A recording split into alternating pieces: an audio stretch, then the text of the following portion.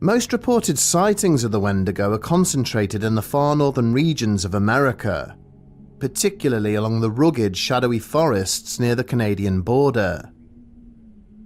It is here, within the ancient histories of the native tribes who first inhabited the area, that the oldest accounts of this malevolent force are found. These tales speak of men driven mad by evil spirits, performing dark rituals that transform them into monstrous beings, cursed to haunt the very communities they once called home. As the legend of this cannibalistic creature spread beyond its origins, so too did the reports of encounters. Across the United States, news outlets and social media sites are rife with accounts of creatures resembling ape men and dog men. But even more chilling are the stories of pale, emaciated figures that lurk in the woods at the edges of our towns.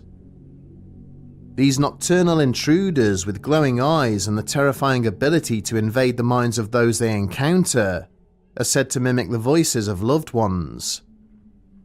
Those who survive often feel they've narrowly escaped a fate worse than death. It's possible that these creatures are responsible for countless killings, hinted at by the numerous missing persons reports documented throughout rural America. In the summer of 2019, Bradley Clark, a former United States Marine, found himself searching for work. During this time, he decided to reconnect with some old friends, one of whom was Jacob, who had recently moved to a remote community in northern Alabama near the Tennessee border. As he had some free time on his hands, Bradley accepted Jacob's invitation to spend a long weekend together.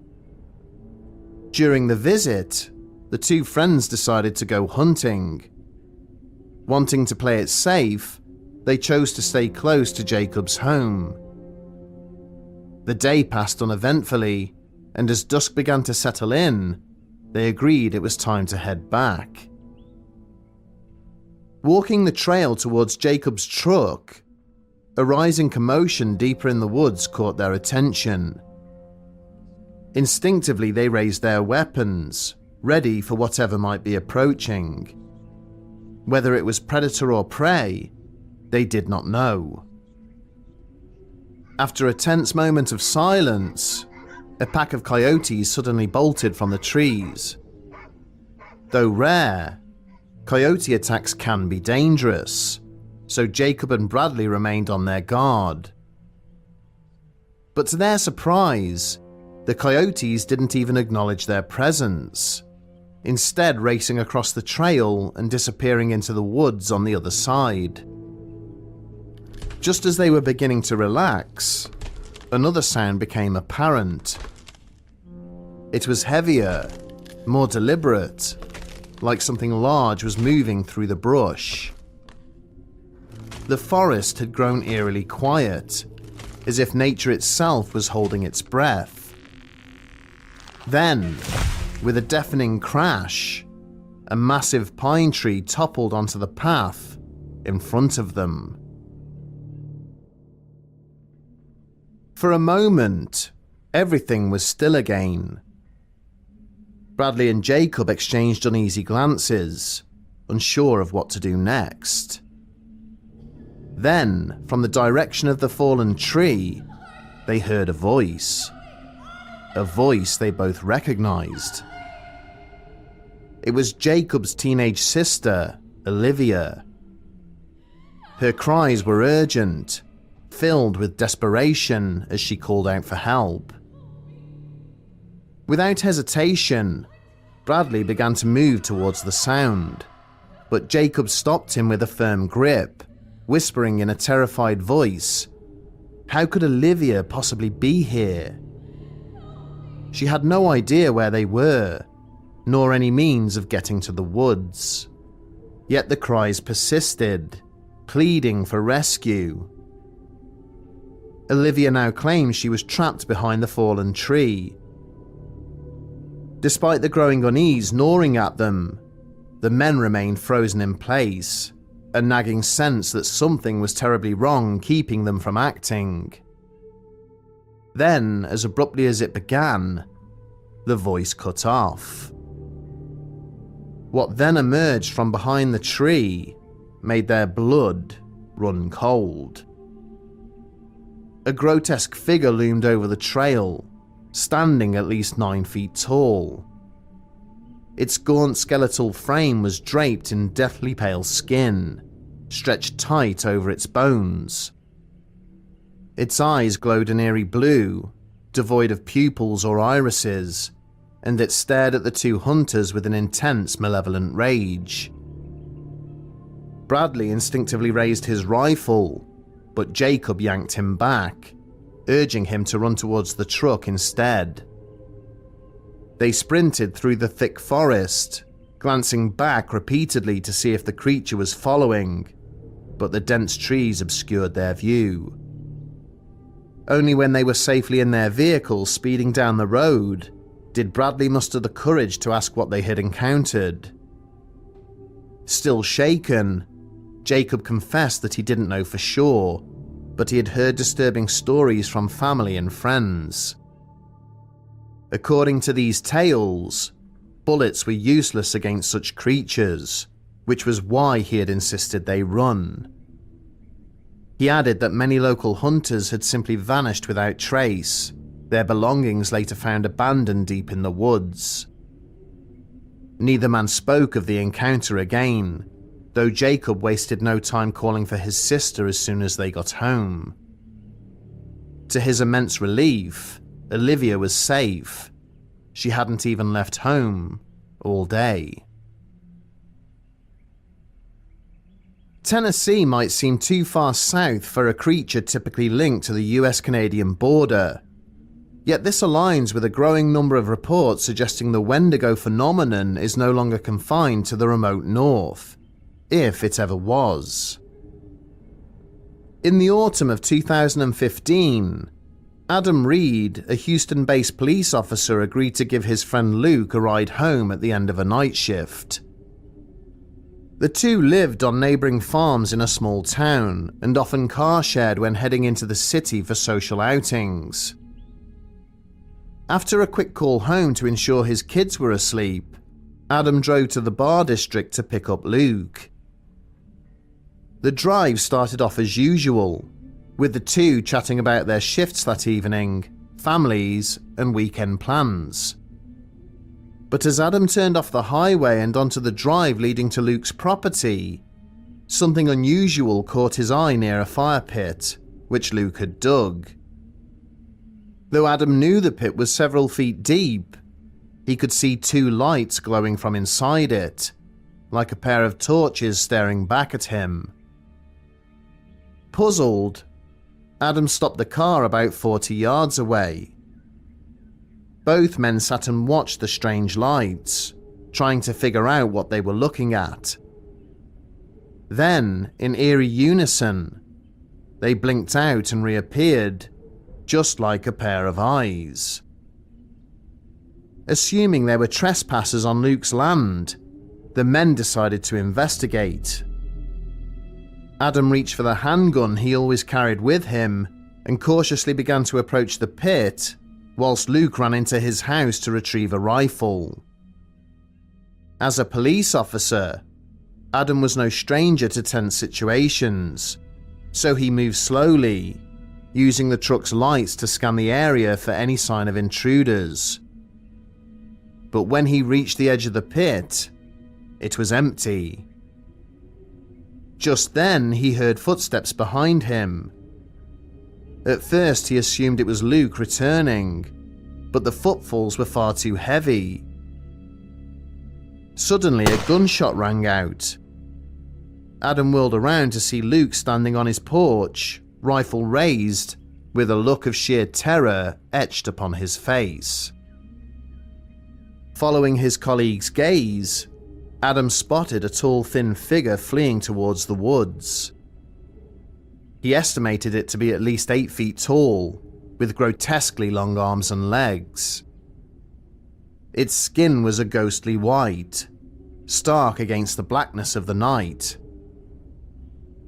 As it reached the tree line, the figure paused and turned to look back, its eyes glowing the same eerie light that Adam and Luke had seen earlier. Without hesitation, they both opened fire, but the creature simply turned and disappeared into the trees. Determined to track it down, the men grabbed torches from Luke's house and gave chase. For over 20 minutes, they scoured the woods, desperately searching for any sign that they had hit their target. Just as they were about to give up, they heard a rustling overhead. Looking up, Luke saw the glowing eyes staring back from a branch more than 15 feet above them.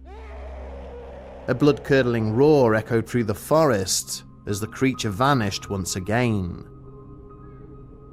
Despite their fear, the two men continued searching, firing at shadows and sounds.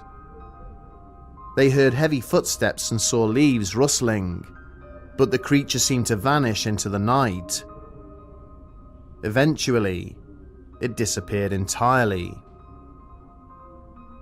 The next morning, Adam returned to Luke's property and together they ventured into the woods, hoping to find any clues which might explain what they had encountered.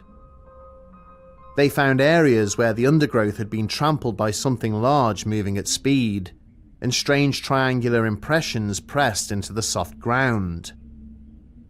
Neither Adam nor Luke, both experienced outdoorsmen, could explain what they had seen or shot at that night. The natives of North America are divided over the true nature of Wendigos. In some instances, they are completely physical creatures equipped with mystical powers. In others, they are demons or spirits, drawing upon dark energy from the netherworld in order to ensnare their victims. While some cultures believe Wendigos are capable of shape-shifting, like the Skinwalker, others do not. Late in the winter of 2010, a businessman by the name of Robert Garvey arrived back in his native Canada to reconnect with his family. Having not seen each other for a while, Robert's father and older brother James were keen to make up for lost time. They invited him to go hunting with them in the woods to the north of their home. Whilst he had never really embraced his rural upbringing, Robert agreed to go with them. His brother lent him the appropriate gear, and the next day, the trio spent most of their time trekking north along the winding bends and rapids of the river. As the sun began to set, the party decided to make camp near the water's edge. It had been dark for several hours when Robert felt the call of nature and headed down to the river to relieve himself. Shortly after he had begun his business, the office worker began to notice a putrid odour emanating from the bushes a few feet away. After he had finished, Robert took out his torch and shone the beam in the direction of where the scent seemed to be coming from. To his shock, his older brother emerged from behind the bushes, smiling and holding out a hand towards him. Relieved, Robert asked James why he had snuck up on him and what the horrific smell was, thinking his brother had detected it too and had gone off to investigate. However, rather than reply, his brother simply stared at him intently, sporting the same tight smile on his face. As the seconds ticked by, Robert noticed his sibling's expression begin to change in a way that he couldn't quite explain, but that he found extremely disturbing. Then he looked at his brother's clothes.